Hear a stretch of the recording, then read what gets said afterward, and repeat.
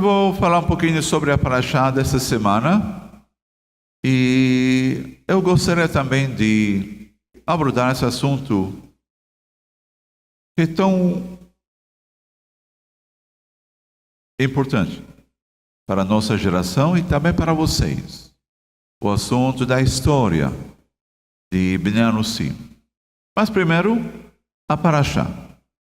A gente sabe que Moshe Rabbeinu, a Torá de Moshe, 5 livros, a gente vai lendo cada semana uma Parashá, cada semana uma porção. E nada acontece por acaso, sempre tem uma mensagem, uma lição, um aprendizado que a gente pode, claro, extrair da Parashá. Nossa Parashá começa a seguinte: e falou o Eterno a Moisés, dizendo, fala aos filhos de Israel, dizendo, a mulher, quando conceber e der à luz um varão, será impura por 7 dias. Como nos dias da impureza de sua indisposição, será impura. E no 8º dia, circuncidará a carne de seu prepúcio do menino. Em seguida, 33 dias estará com o sangue da purificação. Em nenhuma santidade tocará, e no santuário não entrará, até que se cumpram os dias da sua purificação. Se der à luz uma menina, será impura 2 semanas, como na sua impureza, e 66 dias permanecerá com o sangue da purificação. E quando cumprirem todos os dias, claro, ele vai oferecer um sacrifício que é chamado oferta de elevação, é um pombinho ou uma rola para o sacrifício de pecado à porta da tenda da reunião ao sacerdote. E assim ela vai ser expiada por ela vai ser expiada da purificação da impureza do seu sangue. Esta é a lei da que der à luz varão ou mulher.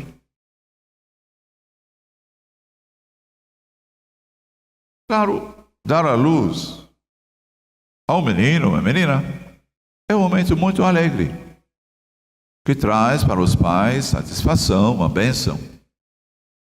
E entrando no assunto de judaísmo,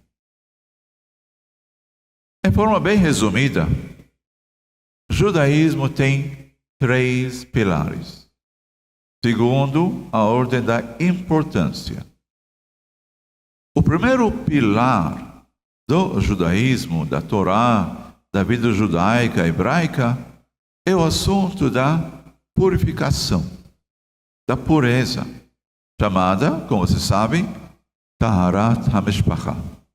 Taharat HaMishpacha é o primeiro pilar, é o pilar fundamental da vida judaica, hebraica, é bíblica. O segundo pilar do judaísmo é o assunto de kasher, que também é ligado à pureza. O animal puro, de não comer a carne do animal impuro, o assunto da kasher. Principalmente ligado ao assunto da carne, para não consumir o sangue do animal, seja ave, seja animal, de não consumir o sangue, porque o sangue é o nefesh, é o instinto do animal, da besta. O terceiro pilar do judaísmo, sim, é Shabbat e as festas. Agora, não estou desprezando ou diminuindo o valor de qualquer pilar, mas quando a pessoa entra na vida judaica, temos que aprender a estudar as coisas importantes, dá a prioridade. Qual é a prioridade da vida judaica? Primeira coisa, Taharat HaMishpacha, a pureza da família. E quando a gente consegue estabelecer essa conduta, esse costume, essa lei, essa halakha, seguimos para frente para, claro, manter a pureza da comida.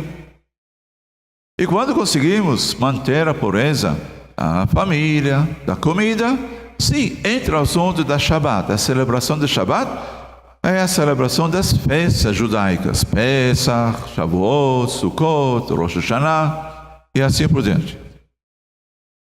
Então, essa Parashá Ki Tazria, nos lembra esse aspecto da Taharat HaMishpachá. Seja nas relações, ou seja também quando a mulher dá à luz. Porque acontece alguma coisa. Isso não é só algo biológico, algo físico, é algo espiritual, energético. E cada alma que nasce, ela nasce de um processo, ela carrega um processo muito, muito longo da vida dela, da alma. Por isso também, combinando com a Kabbalah, a gente fala sobre a reencarnação. A reencarnação é um processo que nos ajuda aqui, em forma encarnada, em forma humana, do ser humano de passar um processo que é chamado tikkun, correção, autoaperfeiçoamento. Então, cada alma que nasce, ela passa pelos portais, sim, da impureza. E isso se manifesta através da mãe. Por isso, a mãe passa também processo de impureza, seja uma semana, 2 semanas, e depois um processo até que todo aquele processo do sangue, do sagramento, daquele processo de dar à luz, que é o momento mais mágico, mais milagroso. Um ser nasce. Porém, tem também a impureza. Em todo aspecto da nossa vida, temos que lembrar, seja carne, se a gente quer comer a carne do animal puro, mas olha só, tem um sangue, o sangue é impuro. Então todo o processo, a vida judaica, segundo a Torá, é processo de discernir, separar entre o puro e o impuro. Agora, puro e impuro não significa limpo ou sujo. Tudo é energético. A pureza ou impureza, a gente pode dizer qual, quer dizer, porque a vaca é considerada um animal puro, enquanto o camelo, por exemplo, é impuro. Será que o cheiro da vaca é mais gostoso, mais cheiroso do cheiro do camelo? Então, a gente não está falando sobre coisas físicas, como a gente entende. Não estou aqui revelando uma coisa nova, mas estou enfatizando esse assunto do discernimento. Porque quando a pessoa cai no sistema da impureza, seja carne, animal, relações, pronto, acabou todo o propósito do judaísmo, da Torá, de Moshe e da história judaica. A história judaica sempre é uma história de discernimento, que começa com nossa consciência espiritual, alma, mente e corpo, e depois nas ações. Hoje em dia, por exemplo, tem judaísmo humanitarista. É muito bom. Um judeu fala, olha só, eu sou um judeu humanitarista, uma pessoa que acredita na ética da Torá. A Torá fala, não roubarás, não matarás. Isso eu acredito, na ética.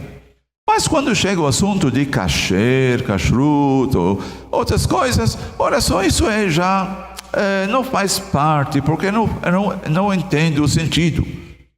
Eu posso comer um animal impuro e manter a minha ética. Será? É uma grande dúvida. Porque a ética não nasce do nada. Não só isso, a ética, o que é certo e errado, por uma comunidade ou sociedade, pode ser completamente diferente na outra sociedade. Tudo em nome da justiça, de direitos. Hoje em dia, até a democracia está sofrendo muito. Porque tem muitos tiranos no mundo que aprenderam essa lição de ser eleitos em forma democrática. Mas isso não muda a ética errada do tirano. Então, a gente entra numa confusão do bem e do mal. Por quê? O bem e o mal não começa com a ética, com uma vida humanitária.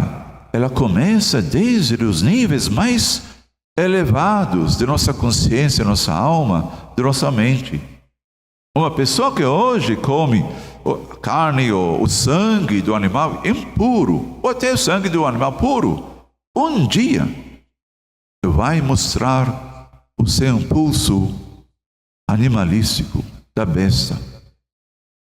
Um dia ele vai atacar a sua esposa, ou a esposa vai matar os seus filhos. E a gente fala, como assim? Como assim acontece tragédias desastrosas? Isso não começou um dia ou uma semana antes do desastre. Isso começou dezenas de anos antes. A confusão da mente. Então, o discernimento entre o bem e o mal começa com atitudes disciplinares que a gente tem que adquirir e seguir. Às vezes, a pessoa não entende na hora, mas podemos explicar. E, aos poucos, a pessoa vai limpando, vai purificando o seu próprio sangue da impureza. E não por acaso, a Torá começa com o nascimento do menino, menina, falando sobre pureza e impureza, e depois abre o capítulo da lepra. E falou tendo a Moisés e Arão, dizendo, quando o homem tiver na pele da sua carne inchação, pústula ou mancha, e se tornar na pele da sua carne como chaga de lepra. Olha, parece, aparentemente não tem uma ligação entre o assunto da mulher grávida dando à luz e o assunto da lepra. Aparentemente não tem nada a ver. Aparentemente. Mas a Torá e os sábios que dividiram as porções da semana não dividiram aleatoriamente. Vamos cortar aqui, vamos pular aqui. Não. A paraxá é uma paraxá completa.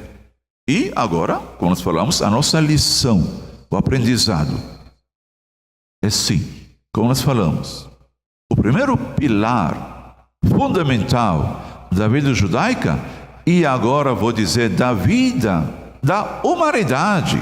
Isso não é só para judeu. A Torá fala em nome de um Deus universal. O primeiro pilar de uma vida saudável, sã, com sanidade, é o pilar da pureza da família. Essa mensagem é uma mensagem para toda a humanidade. Quem, claro, queira, quem tenha vontade, porque não há imposição. Nem Moisés impôs nada em cima de ninguém. A saída do Egito, da escravidão, Moisés abriu a possibilidade, abriu o portal, abriu o caminho. E tinham até judeus que escolheram de ficar no Egito. E tinham judeus e outros povos que escolheram seguir os passos de Moisés. Nós estamos aqui fazendo essa escolha de novo, escolhendo o caminho da autolibertação e o caminho de Moshe Vetorato, é sua Torá. A lepra é uma consequência, como qualquer pandemia. Não é um castigo de Deus, não é, sei lá, qualquer outra teoria de conspiração. É uma consequência da queda na impureza, seja através da comida impura, relações impuras, vida impura. E a lepra é chamada Metzora, Sarat, Metzora. E ontem nós ouvimos o nosso amigo irmão Malachi, sim, Algumas palavras sábias sobre a boca, a língua. Motzira quer dizer aquele que joga para fora o mal. Motzira se refere a Lashon Hara, má língua, a má língua. E a boca, a gente fala, tudo bem. A gente precisa guardar e proteger o que, e estar ciente do que entra em nossa boca. Mas a gente tem que cuidar o que entra na boca. Para quê? Sim, para eu ser santo? Não, só. E também para guardar e estar consciente do que sai da boca. E tem muitas pessoas, sem falar, claro, mal de ninguém, não só para falar de mal, sim? Mas nós, cada um de nós, a gente sabe que a pessoa às vezes entra no radicalismo, fanatismo de leis de kashrut, leis de kasher. Mas quando a pessoa entra na sinagoga, começa a outro lugar, começa a fofocar, começa a falar de outras pessoas. Claro, não estamos aqui para passar julgamento, somos aqui para aprender. Aprender o que é errado para seguirmos o caminho do certo. A pureza não é só o que entra de nós, também o que sai de nós. E isso é o perigo, o risco daquele órgão que é chamado a boca. Na minha vida, imagino da vida de todos vocês também, às vezes a pessoa passa uma fase que precisa manter regime, fazer uma dieta especial, seja para manter a forma do corpo, às vezes por causa de saúde. Eu aprendi que o órgão mais difícil para controlar é a boca. É muito difícil controlar o que a gente come e também o que sai da boca. Por isso, a Torá está nos ensinando as leis da pureza e da impureza, principalmente para manter a boca, guardar a boca. Lashon Hara é o pior pecado. Por quê? Os sábios nos ensinam que qualquer pecado, a pessoa pode assassinar, matar alguém, tem teshuva. Tem teshuva. Lashon Hara não tem teshuva. Mas como assim? Eu falei mal de alguém, agora peço perdão de Deus. Deus tem que me perdoar. Estou pedindo perdão. Estou fazendo jejum. Mas Deus falou, olha, seu querido, eu te criei para você exercer o livre-arbítrio. Eu não te criei para ser escravo a mim, para depender de mim. Você tem o seu destino. E as consequências dos seus atos são as consequências de seus atos, não meus atos. Então, os sábios perguntam, por que teshuva a pessoa não tem como fazer quando fala mal? É bem simples. Se alguém roubar, então peguei dinheiro do meu amigo, não sei, então um dia vou me arrepender, mas eu sei, peguei aquele valor, aquele amigo está ali, se não, a família, então eu vou devolver o dinheiro roubado para aquela família. Mas uma vez que a gente abre a boca e a palavra sai da boca, pronto, não tem mais controle, não tem como devolver, porque eu passei a palavra ruim para meu amigo ou amiga. Meu amigo vai passar para o seu amigo. É seu amigo. E pronto, vira uma praga, uma pandemia de maldade. Lashon Hara. Por isso, agora eu quero devolver a palavra. Eu vou pegar de volta a palavra. Não tem como. Por isso, não há teshuva. Não existe retorno de pecado de Lashon Hara. Por isso, a única maneira para curar a pessoa de Lashon Hara é a lepra. A lepra. E a pessoa fica isolada, fora do acampamento, uma semana. O que a pessoa faz aquela semana? Ele fica calado. Ele não tem com quem falar. E olha só, a pandemia do Covid também causou a gente a ficar em casa, isolados. Às vezes pessoas ficaram no quarto, quarentena, 2 semanas, saiu, pegou, entrou de novo. E realmente foi um estresse enorme. Por quê? Bem simples. A gente precisava de ser em silêncio.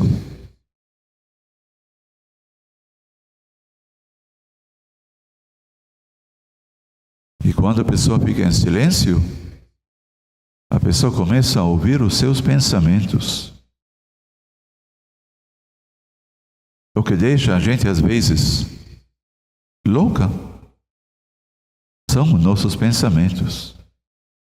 A pessoa percebe, olha só, os meus pensamentos estão me deixando louco.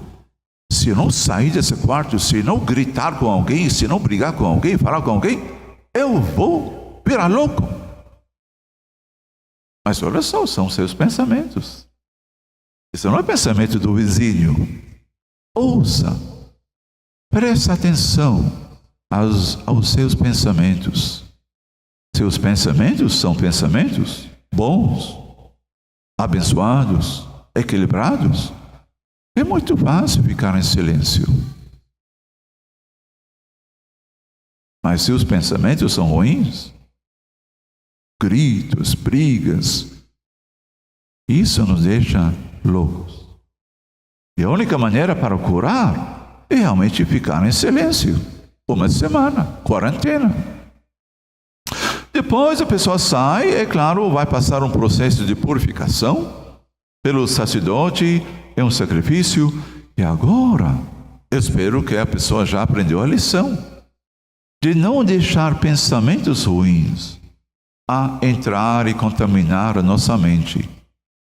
Porque é muito fácil deixar um pensamento ruim entrar na cabeça. Mas é muito difícil. E imagino que todos nós passamos por aquilo. Tentar afastar um pensamento. Não quero pensar sobre aquela pessoa. Não quero pensar. Mas é uma bomba. Vai bombeando, entrando. E a Torá Sagrada nos ensina o segredo também de autoproteção. Mas quando a pessoa abriu a boca e lançou aquela palavra ruim, aquela maldição, maldição, pronto. Não terá controle. Por isso a gente sempre fala nas orações, Baruch atah Hashem, Baruch, bendito seja Jesus. Bendito, a palavra Baruch, bendito, sempre abençoando, bendito.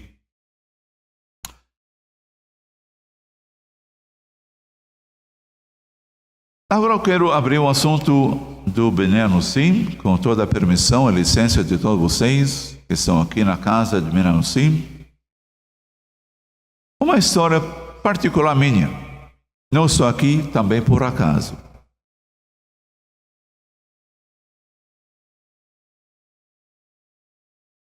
Eu cheguei aqui no Brasil, de Israel, passei por México, no ano 97, 1997. E comecei a ensinar Kabbalah, porque minha yeshiva é uma yeshiva de Kabbalah. É claro, em Israel, toda a intenção é ensinar os judeus, israelenses, Kabbalah. Apesar da resistência, 40 anos atrás foi muito difícil, porque ainda a Kabbalah ficou fechada, hermética, tinha muito medo. Os rabinos também avisaram, não pode estudar Kabbalah, Quem estuda Kabbalah fica louco, enlouquece, essas coisas absurdas. Infelizmente, faz parte também do nosso povo, da história. Então, a intenção principal de ensinar Kabbalah quando cheguei aqui no Brasil foi, claro, ensinar a sociedade judaica Kabbalah. Mas uma coisa, resistência, pode, não pode, briga, conflito, aquela... Mas tudo bem, eu já me acostumei, eu também como israelense entrei na briga, no conflito, pode, aqui tem uma prova, aquele rabino fala assim, aquela fala assim. Mas depois de algum tempo eu falei, por amor de Deus, chega com isso, eu não quero mais passar toda a minha vida aquela desgaste, um desgaste. E realmente eu passei um processo. A primeira festa de Pesach que eu abri ao público, 80%, tinham lá quase 100 pessoas, mais de 100 pessoas. 80% das pessoas foram brasileiros. Eu olhei, mas não estou aqui para ensinar Kabbalah ao brasileiro. Eu estou aqui ensinar Kabbalah ao judeu. Mas a vida, o Criador sempre coloca à nossa frente a lição que a gente precisa aprender. E comecei a aprender a lição. Depois de alguns anos, vinham pessoas que queriam converter ao judaísmo. Alguns meses depois, chegou uma pessoa e me deu um livro, A História Secreta do Brasil. Em Israel, quando eu ia para a escola e assim, o assunto da Inquisição, aquela história da Inquisição, a gente lê no livro da história, mas é um capítulo pequeno. Houve uma Inquisição de tal ano, Espanha, Portugal, e vai para frente para outro capítulo. E quando eu vim aqui ao Brasil, aos poucos, eu fiquei mais alerta, mais atento, mais educado. Eu vi, olha só, o Brasil nasceu graças aos judeus que fugiram da Península Ibérica, que também ibérica vem da palavra hebraica. Eu falei, olha só, todo esse capítulo enorme da história do povo judeu está aqui no Brasil. O grupo chamado, ou você se chama Bnei Anusim, ou Anusim. Eu anteontem eu estava falando, o que significa Anusim? Eu nasci no Iraque, no Bagdá. Eu também precisava de fugir da perseguição religiosa do Saddam. Anusim, tem dois sentidos. Um é aquela imposição, ou por obrigação tem que se converter. E também, anusim significa aquele que está fugindo. Abraão também é anusim. Ele também precisava de fugir do Ur Kasdim. Que a Kabbalah e a Torá nos diz, Ur significa cidade. Kasdim é Kashidim, é a cidade dos demônios. Ele precisava fugir do mal, da perseguição, para a terra de Canaã, a terra prometida, para achar o refúgio, para achar um abrigo. Então, o assunto do Bnei Anusim não é o assunto que eu colocaria como algo muito específico, que separa vocês da história do povo hebraico. Desde Abraão, Moisés, filho de Jacó, todo o povo judeu é um povo de Bnei Anusim. Desde Abraão. Eu sou também do Iraque, eu também fugi. Precisava fugir para a Terra Santa. Então, o que eu quero dizer? A identidade do povo judeu é Bnei Anussim, é aquele que foge, que corre do mal, que sai do mal para encontrar o bem. Toda a história do Brasil é a história do Anussim, que fugiram do mal, seja cristãos também, que fugiram da perseguição da igreja para achar uma nova casa, uma casa segura. E agora vem a pergunta sobre Espanha e Sefarad. Eu sei que quem se vê como Bnei Anussim se vê em forma talvez inferior, desculpa, falando assim abertamente, ou talvez diferente do judeu. Nós falamos até no bate-papo que quando a gente bate numa porta, com meu amigo Benny, quando a gente bate na porta e a porta não se abre, o que a gente tem que fazer? Criar a nossa porta e criar a nossa casa. Se a casa do outro não me aceita, tudo bem, vou construir minha casa. Mas o que eu quero dizer? É um assunto muito profundo. Desculpa pegando o tempo de vocês, mas é algo necessário para dizer. Espanha, em hebraico, é Sefarad. Sefarad. E você sabe que tem judeu da Sefarad, Sefaradi, é judeu da Alemanha, da Europa, que é Ashkenazi. Mas Hagaon Vilna, um grande sábio da Kabbalah, ele fala o seguinte, é que a palavra Sefarad também tem as mesmas letras de Pardes. Pardes. E não é por acaso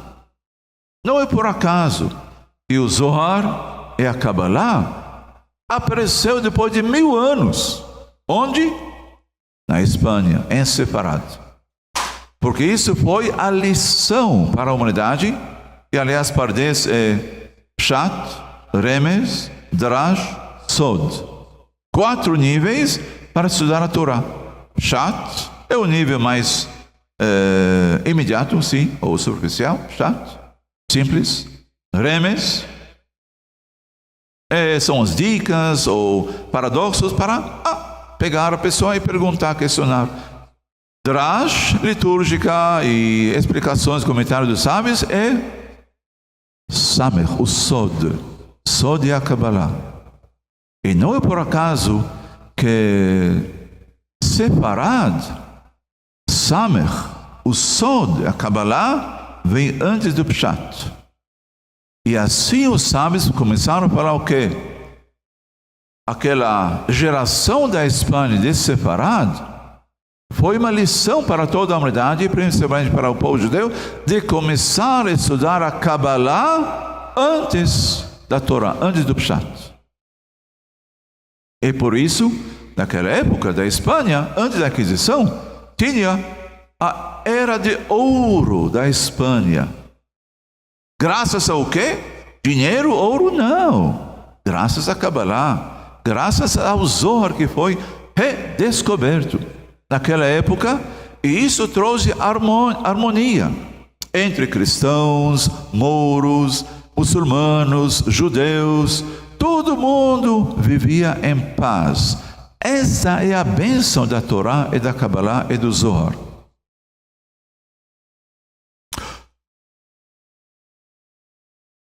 Então, quando a gente fala sobre a identidade do Bnei Anussim, eu estou aqui para dizer que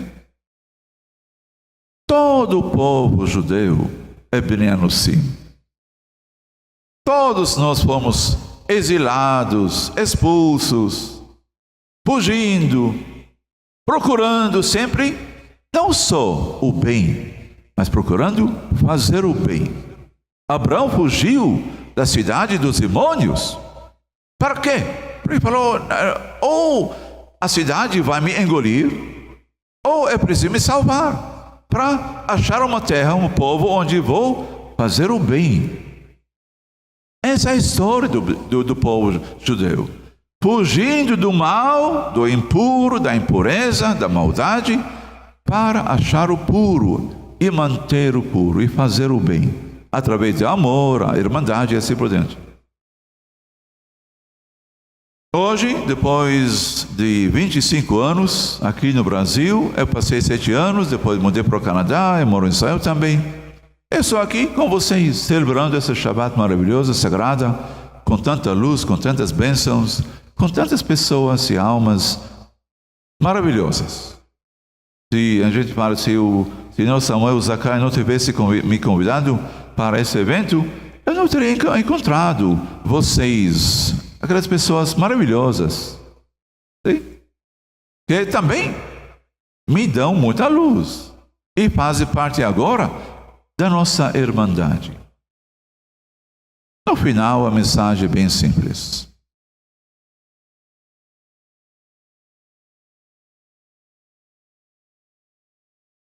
Por 500 anos, a alma do Sefaradi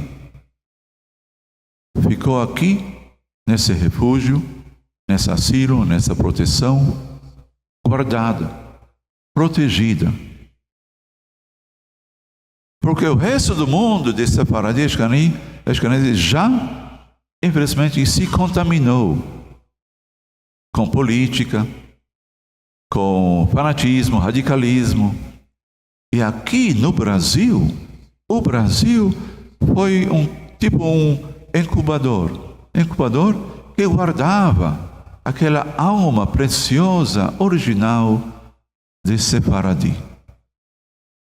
E vamos manter essa pureza, vamos guardar essa inocência e ingenuidade. Eu viajo no mundo inteiro, na Europa, França, Inglaterra, Estados Unidos, a China, Canadá, procurando, talvez inconscientemente, onde fica a alma original da Sefaradi. Eu encontrei essa alma pura da Sefaradi, aqui no Brasil. Shabbat Shalom. Shabbat Shalom. Agora vamos abrir para perguntas. Tá bom. Dúvidas? Ou debates? Sim.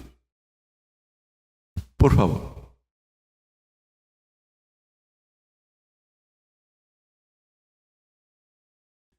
Alô. É muito curioso esse início dessa nossa paraxá, dizendo que quando a mulher dá à luz um menino, ela fica 7 dias impura, e quando dá uma menina, fica 14 dias. Existem coisas que o Eterno determina que não tem discussão. O que nós podemos fazer é imaginar por que motivo seria isso, né? Nós sabemos que porque ele falou que então não há dúvida, Eu imagino o seguinte: a mulher, ela tem uma grandeza espiritual maior do que o menino. A mulher tem a espiritualidade maior do que o homem. O grau de maturidade espiritual da mulher é maior do que o do homem. Eu acredito que, devido a essa condição intrínseca da mulher, ela necessita ter uma condição de purificação maior do que o menino. Tem alguma coisa a ver? Olha, eu vou explicar o que eu sei. É o seguinte, não é por acaso, porque mais ou menos, quando o menino nasce, depois de 7 dias, no 8º dia, o que a gente faz? A circuncisão. É o sangue da circuncisão purifica o sangue impuro da mãe. Enquanto o menino, claro, a gente faz a circuncisão, então demora 2 semanas. E agora a gente fala, mas qual a ligação entre o sangue da circuncisão e o sangue da mãe? Mas aqui isso não é algo físico, é algo metafísico. É o sangue, claro, a gente fala que quando a pessoa, por exemplo, separando outro assunto, faz um sacrifício, o sangue do animal fica ali fluindo para a terra. Em isso purifica o sangue impuro da pessoa. Mas qual a ligação? É um sangue do animal, meu sangue fisicamente não há contato. Mas toda a Torá, pessoa em nossa geração, da consciência quântica, a gente percebe energias, a gente consegue entender o nível tão elevado da Torá, que Moisés, ele tratava tudo na dimensão energética. Tudo é frequência, consciência quântica. O que acontece num ponto do planeta, do mundo, me afeta. Essa é a força da Irmandade, da Arvut, da responsabilidade mútua. Se o animal passa mal no mundo, toda a humanidade sofre. Mas quantos animais passam mal? Então será que o nosso abuso do mundo dos animais realmente está causando o ser humano a sofrer? Claro! Por isso a Shechitá, kasher, e para quê? Para matar ou abater o animal sem sofrer, sem causar sofrimento, porque o sofrimento do animal vai mirar Hasharom, vai mirar meu sofrimento. Então, essa força da Torá, essa força do que nós chamamos como Deus, o Eterno. O Eterno é o quê? O Eterno não está no céu, está aqui. O Eterno é essa força energética consciente que une todas as criaturas em uma consciência só.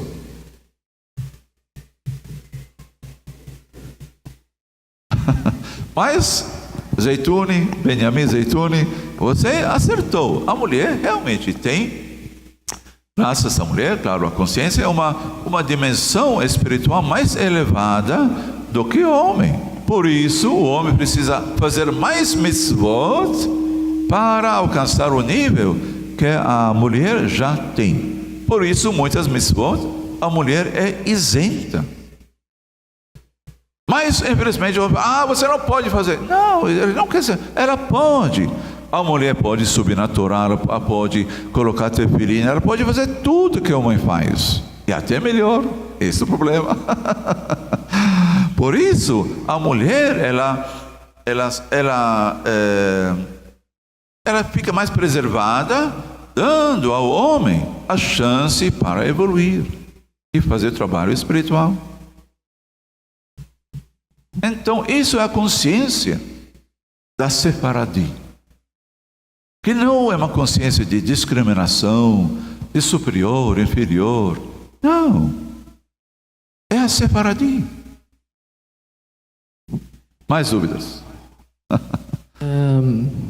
Rabi, a respeito da Lashon Hara e a impureza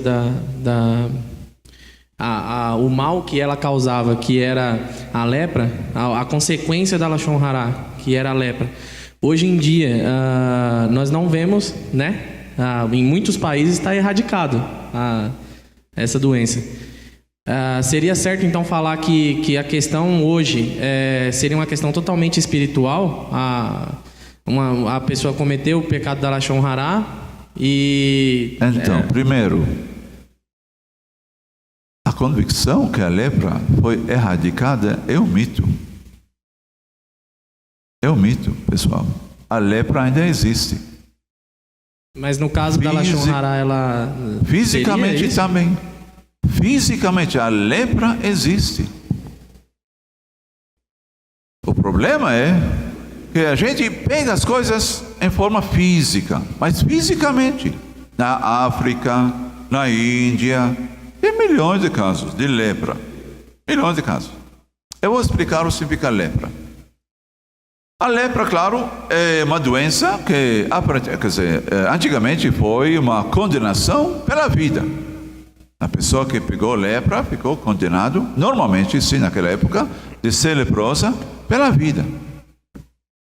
Na Torá, a Torá achou a raiz da lepra, que uma das coisas é Lashon Hara principalmente, mas não é só Lashon Hara. A gente tem que aprender isso, que, claro, tem coisas escondidas sempre.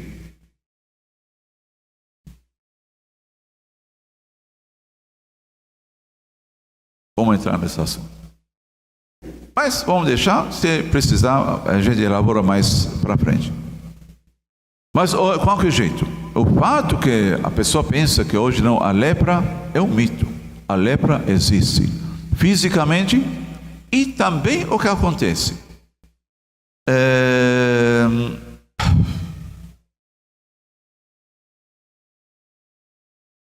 Quando a pessoa pega, Hashem Shalom, a doença da lepra, qual é, quer dizer, por que a Torá escolhe a lepra como a doença?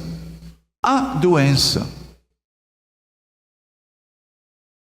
Quem pega lepra começa a perder órgãos ou pedaços do corpo. Qual o problema? O problema é que a pessoa não sente dor. Quem pega lepra perde algumas partes do corpo e não sente dor. E a pessoa fala, isso é muito bom. Não. Esta é a maldição da lepra. É que nem Hashem Shalom, câncer. Quando começa o câncer, a pessoa não sente dor. Só depois, 10, 20, 30 anos, explode, a pessoa passa mal. O médico fala, olha só, você tem câncer. Mas o câncer não começou daquela idade, começou 30 anos antes. Mas quando começou, a gente não sente dor. Por isso, a lepra virou o símbolo das doenças mais graves, porque a gente não sente dor. E agora vem, mais uma vez, outras doenças ou atitudes que a gente tem que tomar muito cuidado em termos de qualquer doença, porque quando a pessoa pega uma dor de barriga, a pessoa tem uma dor de barriga, ele vai correr na hora para o médico, vai tomar remédio, vai limpar a barriga, passei bem. Mas quando começa algo, uma doença, fermentando dentro do seu corpo sem dor, essa é, mais uma vez, a coisa mais grave. Hashem Shalom. Só para resumir, mas tem muitos níveis de aprender e estudar os porquês. Mas, mais uma vez, se alguém pensa que a lepra foi erradicada, é um mito. Não foi erradicada, porque ainda tem muitos desdobramentos da doença do câncer, da lepra, em forma de doença que aparece hoje, em outros nomes. E também, o que é câncer, Hashalom? O corpo começa a se comer, se consumir. Sim.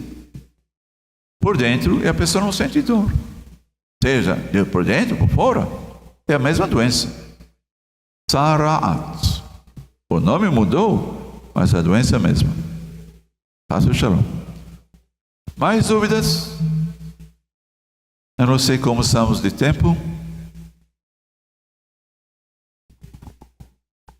Azará, aliás, é uma palavra em hebraico que descreve aquela parte das mulheres. E por que se chama Azará? Azará vem da palavra Ezra, que é ajuda, apoio, auxílio. Até quando a mulher fica na sinagoga, rezando, sim, a mulher também está cuidando dos filhos, das filhas, está pensando em muitas coisas. Mas a presença da mulher, esposa, mãe, irmã, na sinagoga é azará, é ajuda, apoio às orações do homem. Olha só, essa é a beleza da Torá, a beleza do amor, a beleza da irmandade, da igualdade, de não separar por separar, discriminar, mas às vezes a separação ajuda a fazer a função. Da mesma forma que cada um no seu escritório precisa a sua mesa. Eu preciso do meu espaço para realizar e cumprir a minha função. Na sinagoga também. Tá bom, pessoal? Mais uma vez, estamos aqui nessa Shabbat maravilhosa, abençoada. Eu tentei passar uma mensagem da Torá, da Parashá, sobre o assunto principal da pureza, da impureza, e algo fundamental para mantermos essa ingenuidade, essa inocência e pureza da nossa alma, que se arrisca quando ela quer encarnar. Porque o corpo pode fazer qualquer coisa. Quem sofre? Sim, o corpo vai sofrer as consequências do curto prazo, mas do longo prazo, a alma pode sofrer muitas vidas. E hoje, depois de 500 anos, que o Brasil ofereceu às almas da separação um abrigo, um refúgio, uma casa segura, estamos fazendo história. Estamos reescrevendo a história. E vocês são as pessoas. Mas não se sintam separados. Todo o povo judeu é um povo de Anusim. Shabbat Shalom.